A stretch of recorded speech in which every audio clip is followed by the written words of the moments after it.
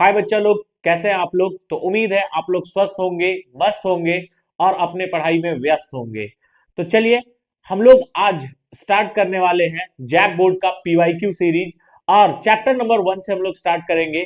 और chapter number 1 है solution. देखो, पीवाईक्यू सीरीज जो है वो दो पार्ट में आएगा। पार्ट 1 में हम एमसीक्यू प्रॉब्लम को सॉल्व करेंगे और पार्ट 2 में हम लोग सब्जेक्टिव प्रॉब्लम को सॉल्व करेंगे। तो बने रहना अंत तक, एग्जाम तक हम लोग सारा चैप्टर का पीवाईक्यू करेंगे, इंपॉर्टेंट टॉपिक्स भी कवर करेंगे।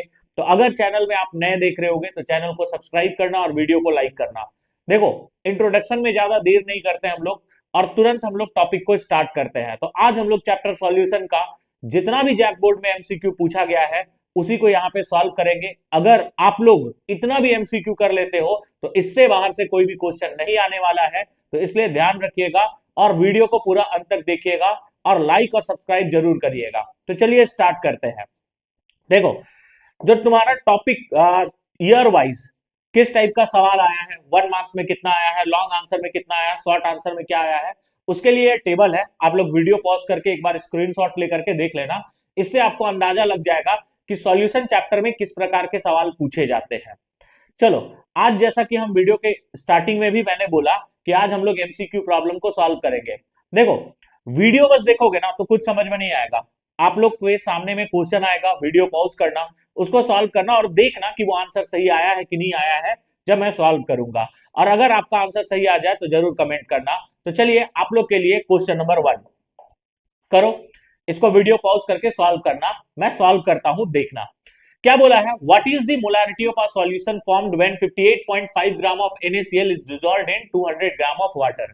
बाबू लोग, अगर इस क्वेश्चन को सॉल्व करना है तो सबसे पहले आपको मोलारिटी पता हो, मोलारिटी निकालने का फॉर्मूला पता होना चाहिए। सॉरी, मोलारिटी नहीं बोला है, मोलालिटी। आप सभी को याद होगा, मोलालिटी निकालने का एक प्यारा सा फॉर्मूला होता है, स्मॉल लेटर m से रिप्रेजेंट करते हैं। अब देखो, चूंकि वेट ऑफ सॉल्वेंट यहाँ पे ग्राम में दिया हुआ है तो हम लोग ये फॉर्मूला यूज करेंगे, WB यानी वेट ऑफ सॉल्यूट। ग्राम में है वेट ऑफ सॉल्वेंट, इसीलिए ऊपर में हम लोग 1000 से मल्टीप्लाई करेंगे, नीचे में हम लोग रखेंगे MB यानी मोलर मास ऑफ सॉल्वेंट, और इसको हम लोग मल्टीप्लाई करेंगे किससे, sorry, molar mass of solute, इसको मल्टीप्लाई करेंगे वेट ऑफ सॉल्वेंट से। अब यहां पे अगर देखोगे तो 58.5 ग्राम ऑफ NaCl ये हम लोगों को वेट ऑफ सॉल्यूट दिया हुआ है, जो कि कितना है, 58.5 ग्राम।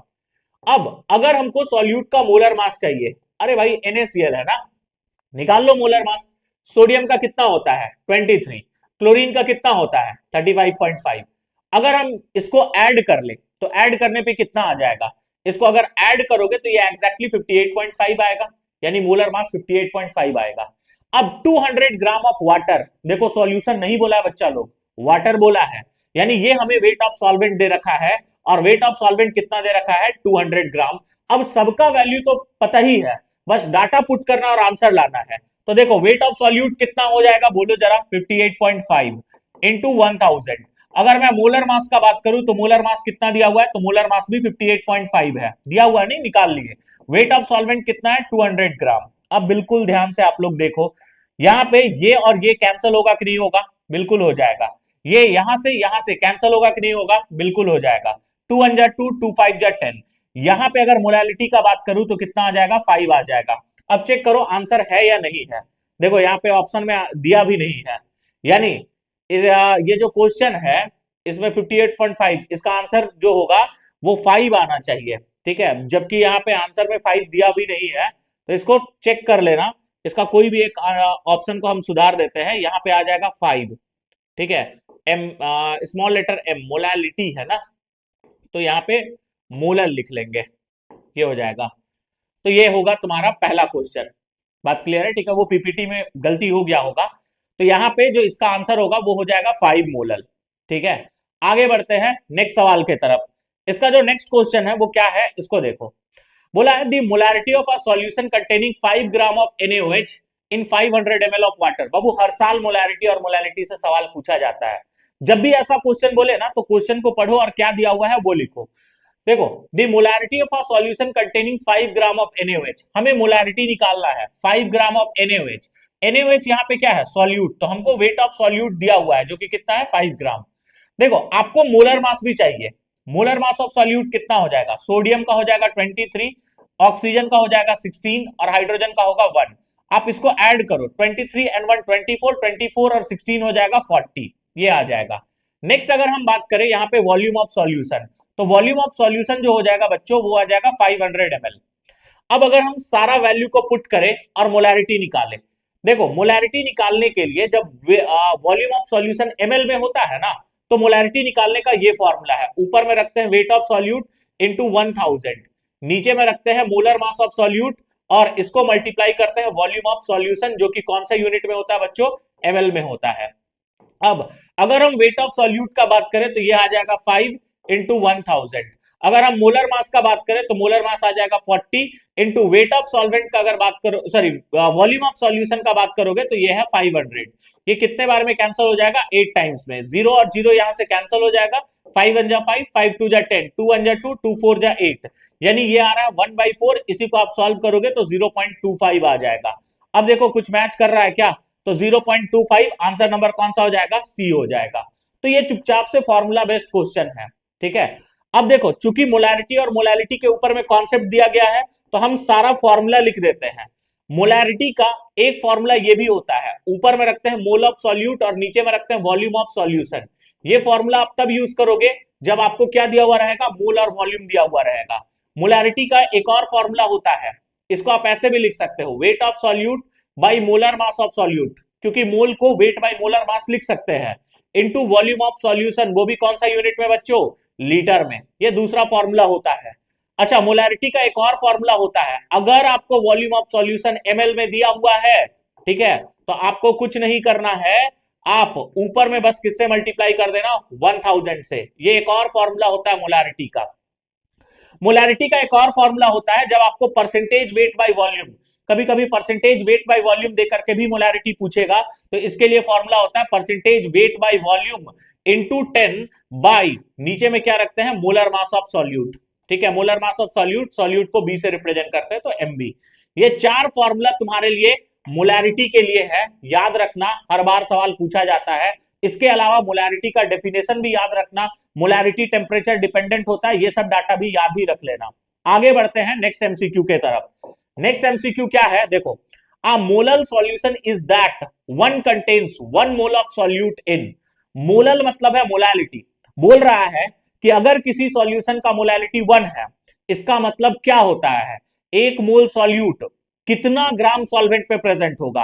तो मोलैलिटी का डेफिनेशन क्या होता है, number of moles of solute present in पर केजी ऑफ सॉल्वेंट। अगर किसी सॉल्यूशन का मोलैलिटी 5 है, मतलब 5 मोल of solute present in 1 KG of solvent, यानी हम क्या बोल रहे हैं, ठीक है, अगर किसी भी सॉल्यूशन का मोलैलिटी 5 है तो वही होगा 5 मोल of solute present in 1 KG of solvent, ठीक है। अगर किसी सॉल्यूशन का मोलैलिटी 1 है, यानी 1 मोल सॉल्यूट प्रेजेंट होगा 1 केजी ऑफ सॉल्वेंट में, तो यहां पे बोला है a molal solution is that one contains 1 mole of solute in, ठीक है। एक सॉल्यूशन है जिसका मोलैलिटी 1 है, ठीक है, तो उसमें 1 मोल सॉल्यूट कितना ग्राम सॉल्वेंट में प्रेजेंट होगा, अगर ग्राम में बात करोगे तो 1000 ग्राम में होगा, और केजी में अगर बात करोगे तो 1 केजी में होगा।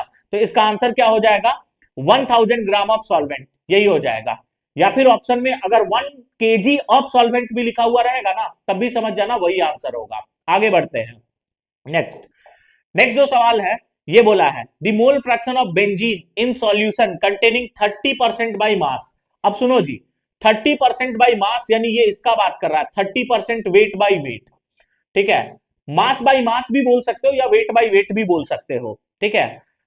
30% mass by mass in carbon tetrachloride, carbon tetrachloride यानी ये इसका बात कर रहा है CCl4 का, और इसका मोलर मास हमको दिया हुआ है, बेंजीन का मोलर मास है 78 और जो CCl है उसका मोलर मास दिया हुआ है कितना, 154, ठीक है। अब देखो क्या बोल रहा है कि एक सॉल्यूशन है, इस सॉल्यूशन का परसेंटेज वेट बाय वेट दिया हुआ है बच्चों। परसेंटेज वेट बाय वेट कितना दिया हुआ है, तो 30% दिया हुआ है, ठीक है। अब अगर हम बात करें तो यहां पे एक सब्सटेंस है बेंजीन C6H6 और दूसरा सब्सटेंस है कार्बन टेट्राक्लोराइड CCl4। तो हमें यह बोला है कि इसका हमको मोल फ्रैक्शन निकालने के लिए, मोल फ्रैक्शन को X से रिप्रेजेंट करते हैं। अब 30% मास बाय मास का मतलब क्या होता है, अगर 30% मास बाई मास है, 30% वेट बाई वेट है, इसका मतलब इस सॉल्यूशन में वेट ऑफ सॉल्यूट जो होगा वो होगा आपका 30 ग्राम, और वेट ऑफ सॉल्यूशन जो होगा आपका वो होगा आपका 100 ग्राम। तो आप यहां से वेट ऑफ सॉल्वेंट निकाल सकते हो, जो कि कितना हो जाएगा 70 ग्राम। अब यहां पे बोला है the mole fraction of benzene in solution containing 30% mass by mass. तो देखो, ये जो 30% मास बाई मास है वो किसके लिए है, बेंजीन के लिए, और मास बाई मास हमेशा सॉल्यूट के लिए दिया हुआ रहता है। यानी यहां पे बेंजीन जो है वो किसके जैसा एक्ट करेगा, सॉल्यूट के जैसा, इसीलिए बी से रिप्रेजेंट करते हैं। और सॉल्वेंट जो है वो किसके जैसा एक्ट करेगा, सॉरी CCl4 जो है वो किसके जैसा एक्ट करेगा, सॉल्वेंट के जैसा, इसीलिए इसको ए से रिप्रेजेंट कर रहे हैं। अब हमें यहाँ पे basically mole fraction of benzene यानी मोल फ्रैक्शन ऑफ सॉल्यूट निकालना है। सॉल्यूट का मोल फ्रैक्शन को XB कहते हैं, और ये निकालने का फॉर्मूला होता है NB, और नीचे में रखते हैं बच्चों Na प्लस NB। ठीक है, अब हम NB कैसे निकालेंगे, तो गिवन वेट, तो जो तुम्हारा बेंजीन है 30% मास बाई मास, यानी इसका गिवन वेट कितना ग्राम हो जाएगा, 30 ग्राम। ठीक है, और बेंजीन का जो मोलर मास होता है वो कितना होता है, 78 होता है। नेक्स्ट, वही अगर हम सॉल्वेंट का बात करें तो उसका गिवन मास हम लोग निकाले थे 70 होगा, और इसका जो मोलर मास हमें दिया हुआ है वो कितना दिया हुआ है, 154 दिया हुआ है। तो इसका मोलर मास हमको दिया हुआ है 154। तो अब सबका वैल्यू को पुट करो और आंसर लेकर के आओ। तो XB इज इक्वल टू ऊपर में रखेंगे 30/78, और नीचे में क्या रखेंगे बच्चों, नीचे में 70/154 प्लस 30/78। अब इसी को जब तुम सॉल्व करोगे तो आंसर आ जाना चाहिए। हम क्या करते हैं, कैलकुलेटर से ही इसको कैलकुलेट कर देते हैं। मेरे पास में ऑप्शन होना चाहिए कैलकुलेटर का, देखते हैं। देखो, मेरे पास में कैलकुलेटर कहाँ है, ये रहा मेरा कैलकुलेटर। ठीक है, तो सबसे पहले यहां पे क्या दिया हुआ है, 30/78, तो 30/78 कर देते हैं पहले, 30/78। ठीक है, तो इसका वैल्यू आ रहा है 0.38। ठीक है, तो इसका वैल्यू जो है वो 0. क्या आ रहा है, 38, डिवाइडेड बाई, नीचे में फिर से एक बार 0.38 ही हो जाएगा, और एक में है मेरा 70 डिवाइडेड बाई। ठीक है, इसको भी देख लेते हैं, इसको पहले हटाते हैं यहां से। 70 डिवाइडेड बाई क्या है, तो 154 होगा, सॉरी 154, राइट, 70 डिवाइडेड बाई 154। ठीक है, तो यहां से जो मेरा आ जाएगा वो कितना आ जाएगा, देखो जरा। ठीक है, 0.45, तो यहां 0.45, तो यहां पे 0.45 में हम लोग प्लस कर देते हैं। ठीक है, एक मिनट, ये ऐसे नहीं होगा, तो यहां पे इसको कर लो, तो यहां पे आ जाएगा 0.38 प्लस में 0.45, ये आ जा रहा है। ठीक है, तो ये तुम्हारा आ रहा है ये ऐसे क्यों हो रहा है भाई। ठीक है, एक मिनट बच्चों, इसको हम सॉल्व कर लेते हैं ना। 0.38 और यहां पे अगर तुम ऐड करोगे तो 8 5 13, 3 आ जाएगा। ठीक है, और यहाँ पे 4 3 7 और 1 8। ठीक है, यानी आ जाएगा ये 0.83। अब इसका भी 2 प्लेस डेसिमल, इसका भी 2 प्लेस डेसिमल हट जाएगा, तो 38 बाई क्या आ जाएगा बोलो, 83। अब तुम यहां से आराम से आंसर ला सकते हो। पहले पॉइंट दोगे तो एक 0 देना पड़ेगा। अब इसको 80 के आसपास मान करके चलो ना, तो 8 3 जा 24, 8 4 जा 32, 8 5 जा 40, यानी 5 बार में ज्यादा ही चला जाएगा, 4 बार में आएगा, तो यानी 0.4 के आसपास आंसर होना चाहिए। तो 0.4 में एक ही ऑप्शन दिख रहा है जो कि है सी, तो इसका आंसर नंबर क्या हो जाएगा, सी हो जाएगा। तो सिंपल सा ये फॉर्मूला बेस्ड क्वेश्चन था मोल फ्रैक्शन के ऊपर में। तो मोल फ्रैक्शन से भी आपको क्वेश्चन पूछा जा सकता है। अच्छा, यहां पे एक और चीज याद रख लेना, वही अगर सॉल्वेंट का मोल फ्रैक्शन निकालने बोलता तो उसको हम एक्सेस से रिप्रेजेंट करते, और ये निकालने का फॉर्मूला क्या होता है, तो ऊपर में रखेंगे Na और नीचे में क्या रखेंगे, Na प्लस NB। आपको ये भी याद रखना है कि सॉल्यूट और सॉल्वेंट का अगर हम मोल फ्रैक्शन को ऐड करेंगे ना तो इसका वैल्यू 1 के इक्वल होता है। तो ये कुछ और इंफॉर्मेशन है मोल फ्रैक्शन से रिलेटेड, ये भी अपने अपने नोट्स कॉपी में लिख लेना, इससे भी आपको सवाल पूछा जा सकता है। आगे हम लोग बढ़ते हैं बच्चों और नेक्स्ट देखते हैं। देखना नेक्स्ट क्वेश्चन क्या बोला है, नॉर्मेलिटी निकालने के लिए, ठीक है, ऑफ 0.2 m यानी मोलैरिटी दिया हुआ है of aqueous solution of di basic acid. अरे ये डाई बेसिक एसिड का मतलब क्या होता है, डाई बेसिक एसिड वैसे एसिड को बोलते हैं जो पानी के अंदर में 2 H+ आयन दे सकता है। एक बात खुद सोचो ना, अगर ये 2 H+ आयन दे सकता है, दैट मींस इस भैया का n फैक्टर कितना हो जाएगा, इसका n फैक्टर होगा 2। अब आप सभी बच्चे को पता है, अगर हमें नॉर्मेलिटी निकालना है और मोलैरिटी दिया हुआ है, तो इसका सबसे आसान फॉर्मूला होता है मोलैरिटी इंटू एन फैक्टर। अब सब लोग एक बार आवाज देंगे, मोलैरिटी कितना है 0.2, एन फैक्टर कितना होता है 2, इसको मल्टीप्लाई करोगे 0.4 आ जाएगा। आंसर चमका या नहीं चमका? आंसर नंबर हो जाएगा ए। आगे बढ़ते हैं, नेक्स्ट देखो। नेक्स्ट क्वेश्चन क्या है, relative lowering of vapour pressure of a solution is equal to. अरे ये तो आपको राउल्ट लॉ में पढ़ाया जाता है ना, कि किसी भी सॉल्यूशन का जो relative lowering of vapour pressure होता है, जिसको शॉर्ट फॉर्म में हम लोग आरएलवीपी कहते हैं, वो किसके इक्वल होता है? मोल फ्रैक्शन ऑफ सॉल्यूट के इक्वल। चारों ऑप्शन में चेक करो, मोलैरिटी के इक्वल नहीं होता है, मोलैलिटी के इक्वल नहीं होता है, मोल फ्रैक्शन ऑफ सॉल्यूशन नहीं होता है, mole fraction sorry mole fraction of solvent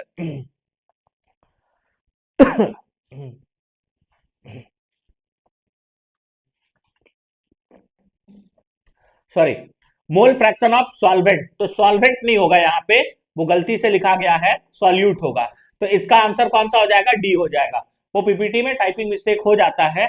तो relative lowering of vapour pressure जो है वो किसके इक्वल होता है? मोल फ्रैक्शन ऑफ सॉल्यूट के इक्वल। अब वो इसी को हम लोग ऐसे भी रिप्रेजेंट करते हैं, एक्स बी। तो ये बात याद रखना, इसी को शॉर्ट फॉर्म में ऐसे बोला जाता है। आरएलवीपी जो है वो किसके इक्वल होता है? एक्स बी के इक्वल होता है, इस बात को ध्यान रखना। अब कभी कभी ना तुमको बेवकूफ बनाने के लिए ऑप्शन ऐसे भी देता है, X B is equal to क्या होता है बच्चों? एनबी डिवाइडेड बाई क्या होगा? NA plus NB. तो क्या करेगा ना, ऐसा वर्ड में ना दे करके relative lowering of vapour pressure किसके इक्वल होता है ये बोलेगा, और ये फॉर्मूला लिखा हुआ रहेगा। तो इस बात को भी ध्यान रखना, ऐसे भी आपको बेवकूफ बना सकता है। ठीक है, देखो एग्जामिनर जो है ना वो हर एंड से आपको छकाने का कोशिश करेगा, बट आपको कॉन्सेप्चुअली इतना स्ट्रांग रहना है कि कोई भी प्रकार का क्वेश्चन आपसे पूछा जाए, अगर वो कॉन्सेप्ट आप पढ़े हो तो वो गलती नहीं होना चाहिए। अगर कॉन्सेप्ट पढ़ के वो गलती करते हो ना, तो भाई ये निहायती पाप है, हम बता दे रहे हैं। ठीक है, क्योंकि जो क्वेश्चन नहीं पढ़े हो, जो कॉन्सेप्ट नहीं पढ़े हो, चलो अगर वो गलती हो जाए तो वो ठीक है, कोई दिक्कत नहीं, नहीं पढ़े थे, बट जो कॉन्सेप्ट आप पढ़े हो ना वो इतना डेप्थ में होना चाहिए कि वहां पे किसी भी प्रकार का सवाल आपसे पूछा जाए तो आपसे बन जाए। आगे बढ़ते हैं, नेक्स्ट सवाल देखते हैं। देखो नेक्स्ट क्वेश्चन क्या बोला है, what is the molarity of a solution with mass of solute 10 kg, ठीक है, एंड 100 लीटर वॉल्यूम। तो हमको बोला है मोलैरिटी निकालने के लिए। अब देखो यहां पे हमें क्या बोल रहा है, मोलैरिटी निकालना है किसी भी एक सॉल्यूशन का, मास ऑफ सॉल्यूट दिया हुआ है 10 kg, और यहां पे वॉल्यूम ऑफ सॉल्यूशन दिया हुआ है 1 लीटर। अब देखो ये पीवाईक्यू का ही है, बट यही सब जैक बोर्ड में थोड़ा प्रॉब्लम होता है। अब यहां पे अगर हमको सॉल्यूट का मास दिया हुआ है तो हमको मोलर मास दिया हुआ होना चाहिए। ठीक है, तभी हम इसका मोल निकाल सकते हैं, क्योंकि मोलैरिटी निकालने के लिए जो पहला फॉर्मूला होता है वो ये होता है, ऊपर में रखते हैं मोल ऑफ सॉल्यूट और नीचे में रखते हैं वॉल्यूम ऑफ सॉल्यूशन। अब ये साफ साफ हमको क्या दिया हुआ है? मास दिया हुआ है, मोल नहीं दिया हुआ है। ठीक है, अगर मोल यहाँ पे मास दिया हुआ है तो इसका मोलर मास या सॉल्यूट का नाम पता होना चाहिए, बट यहाँ पे नहीं दिया है। इस क्वेश्चन को कैसे सॉल्व किया होगा कि ये जो तुमको मास दिया हुआ है ना, ये मास नहीं होगा, वो मोल होगा, मोल मान करके सॉल्व किया होगा। तो इसको मास के जगह में क्या मान सकते हैं हम लोग? मोल मान सकते हैं। ठीक है, तो यहां से मोलैलिटी जो होगा वो किसके इक्वल होगा? ऊपर में रखेंगे एनबी जो कि हो जाएगा 10, और नीचे में वॉल्यूम ऑफ सॉल्यूशन 1 लीटर, ये 0 0 कटेगा, यानी ये आ जाएगा 0.1। ठीक है, तो आंसर जो होगा उसका ए होगा। बट बाबू सुन लीजिए, ठीक है, हम जो पीवाईक्यू में था ना सेम टू सेम वैसा ही टाइप कराए थे, तो ये भी तुम्हारा यहाँ पे मास नहीं होगा, ये मोल होगा। ठीक है, यहाँ पे हो जाएगा 10 मोल एंड 100 लीटर वॉल्यूम।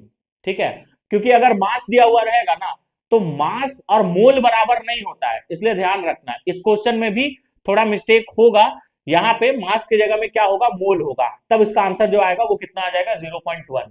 ठीक है, आगे हम लोग बढ़ते हैं नेक्स्ट क्वेश्चन की तरफ। नेक्स्ट क्वेश्चन है, which of the following aqueous solution should have highest boiling point. ये बात याद रखना, बॉइलिंग पॉइंट में देखो बॉइलिंग पॉइंट जो है ना वो directly proportional to delta TB होगा, यानी जिसका एलिवेशन ज्यादा उसका बॉइलिंग पॉइंट भी क्या होगा? ज्यादा।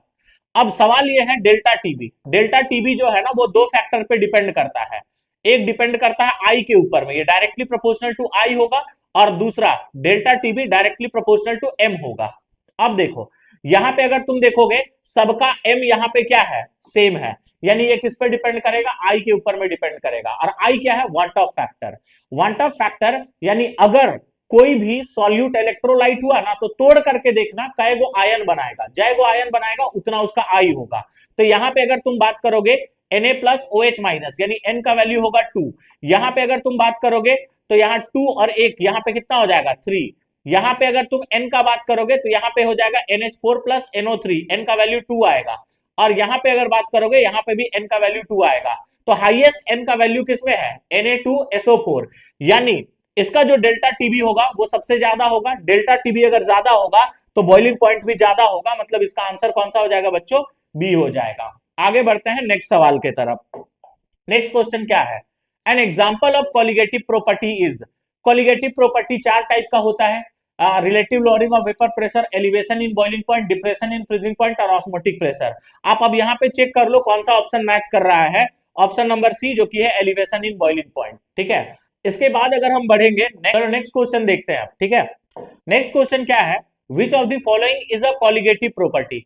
तो देखो अब एक एक करके पढ़ो। Relative lowering of fluid pressure, अब कंफ्यूज मत हो जाना, फ्लूइड नहीं, फ्लूइड का मतलब होता है लिक्विड। लिक्विड का प्रेशर तो तुम्हारा कॉलिगेटिव प्रॉपर्टी में नहीं आता है। तो आप कहोगे सर एक तो है बाबू वो वेपर प्रेशर था, फ्लूइड प्रेशर नहीं था।